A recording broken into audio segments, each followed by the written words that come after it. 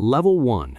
The PhD student. You are not a professor yet. You are not even close to being a professor. You are a first-year PhD student in a department that has been running since before you were born and which will continue running long after you leave.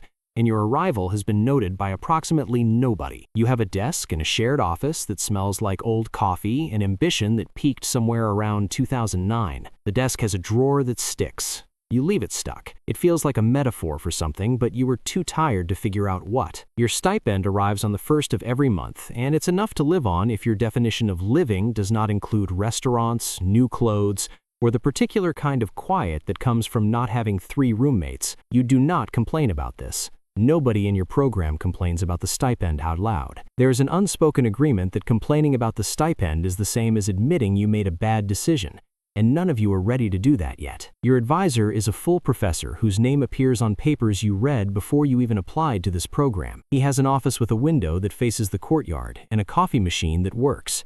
You have been inside that office 4 times. Each time he remembered who you were, but not quite what you were working on, which is fine because you're not entirely sure what you are working on either. The project he assigned you is described in 3 sentences in a grant proposal written 2 years ago. Those 3 sentences are the closest thing you have to a job description. You read them every morning like a prayer. Your days have a shape that nobody warned you about. You wake up, you read papers, you go to lab, you run experiments that mostly fail, you read more papers, you wonder if the people who wrote the papers also felt this lost when they were your age, and then you go home and read more papers. The papers do not get easier. You just get better at pretending you understood them the first time. You teach an undergraduate section once a week. 30 students who would rather be anywhere else, sitting in a room that smells like a different kind of ambition, and you stand at the front of it with a marker and try to explain thermodynamics in 50 minutes. You are 24 years old. Some of the students are 22. The 2 years between you feel enormous and also completely irrelevant. You are the instructor. This is a fact that has not fully landed for you yet. Your experiments fail for 3 months. Then one of them doesn't.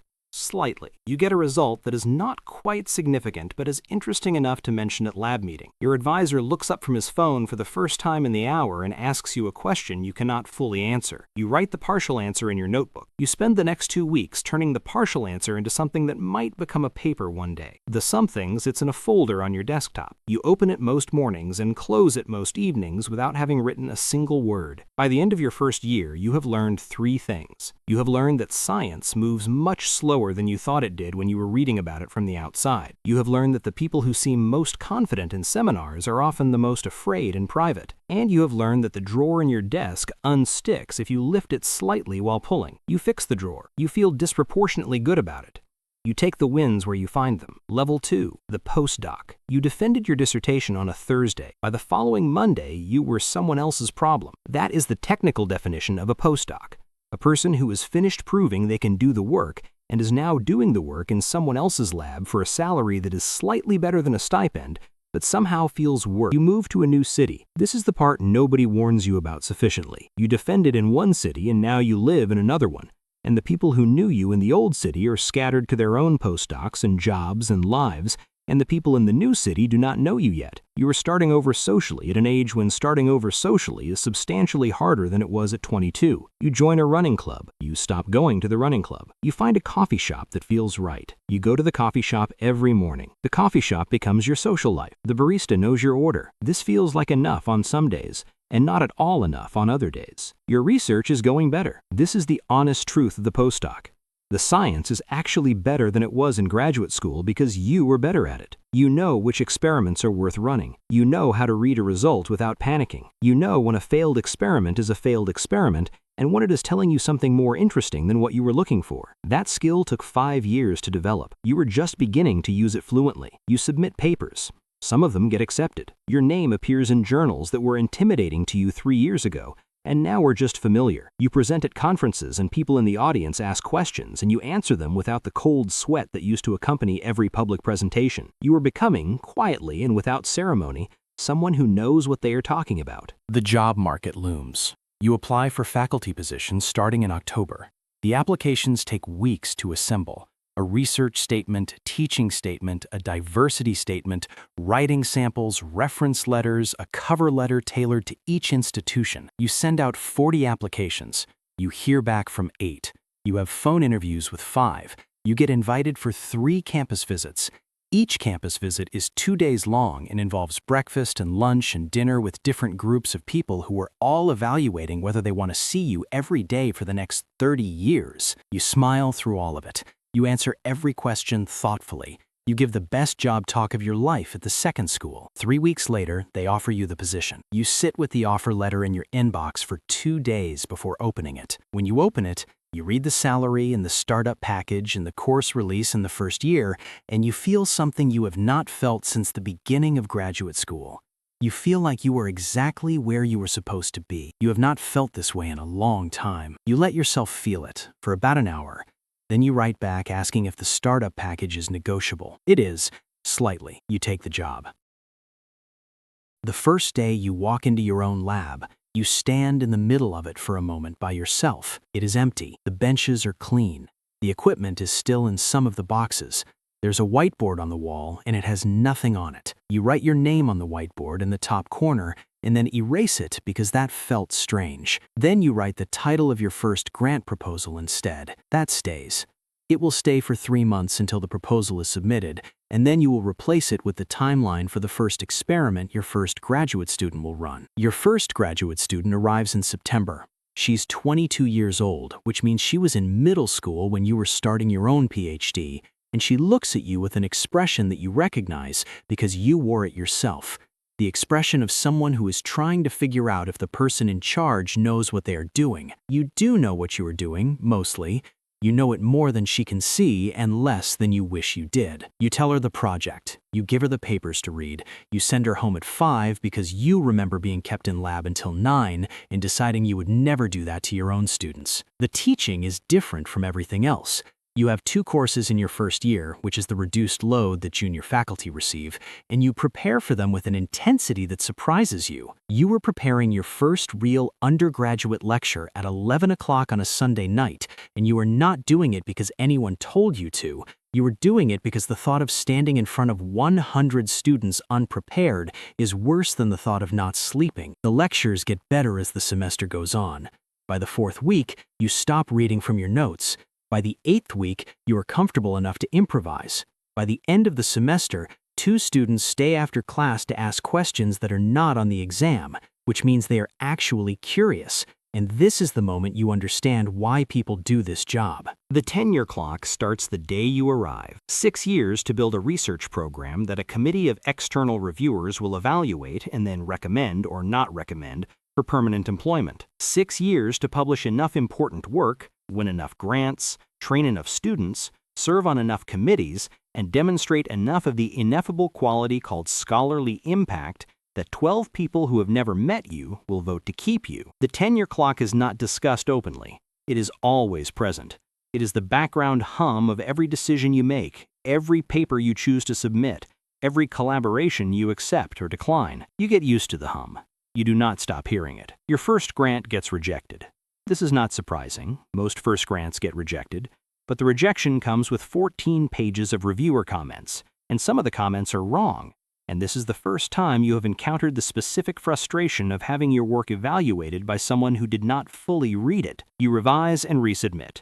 The revision takes 6 weeks. The revised proposal is funded. The funding feels good for about a day, and then you realize that funded means you now have to do everything you said you would do, which seemed manageable when you wrote it, and now seems like a lot. Years 3 and 4 are when it gets harder and better simultaneously. Harder because the initial novelty is worn off, and the reality of the tenure timeline is concrete now. Better because your students are producing results.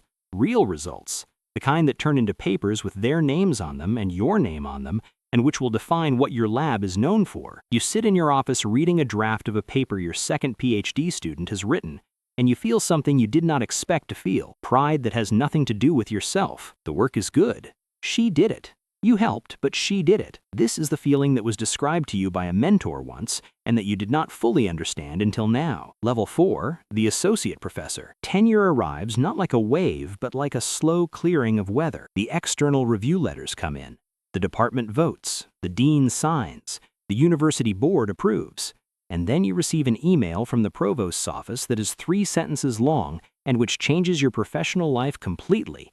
and which you print out and put in a drawer of your desk at home because it feels like the kind of thing that should exist physically in the world. You are now permanent. This is a word that very few people in any profession get to apply to themselves and their position at the same time. You can be removed for cause, but not for convenience.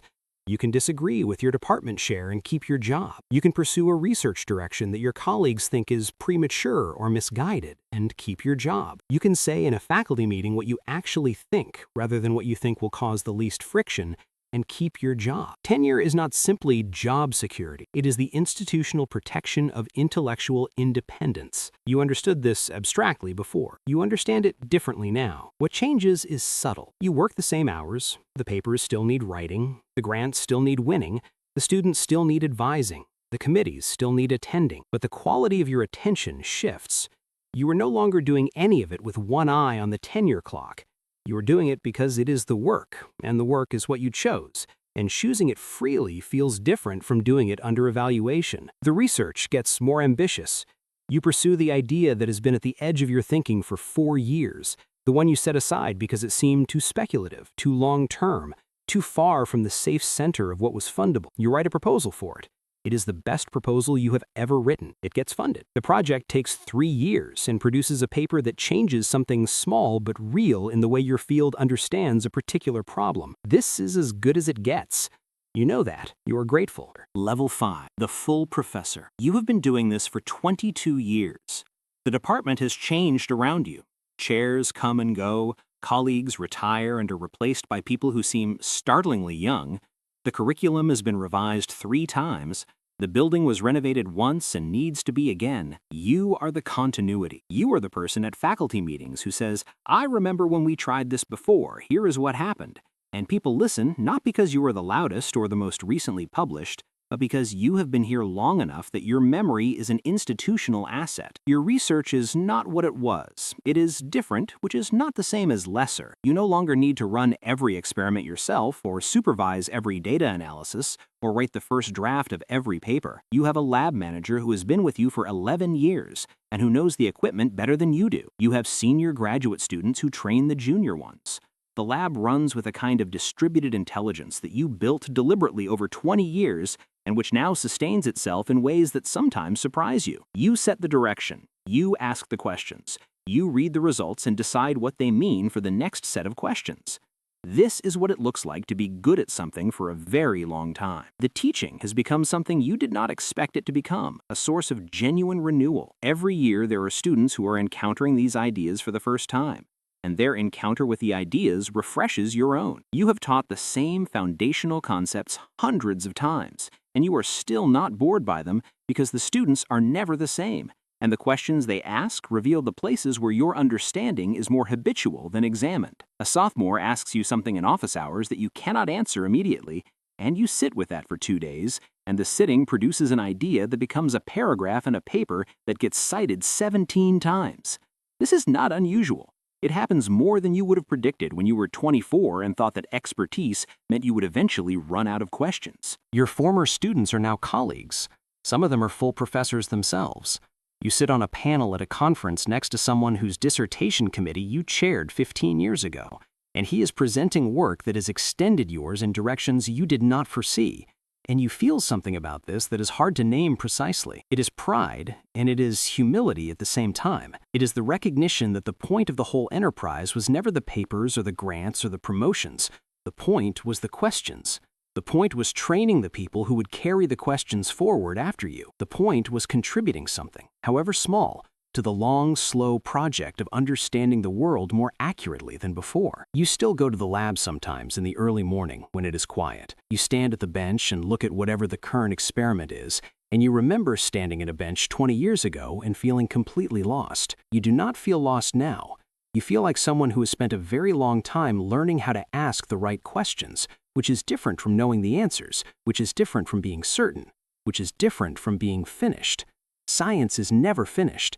That is the thing you understood abstractly when you started and understand completely now. You will not see the end of the questions you began. Someone else will. Probably someone who is 22 years old right now, sitting at a desk in a shared office, reading a paper they do not fully understand yet, thinking about a problem they cannot yet articulate, in the first weeks of what will turn out to be the work of their life. You were that person once. The work continues.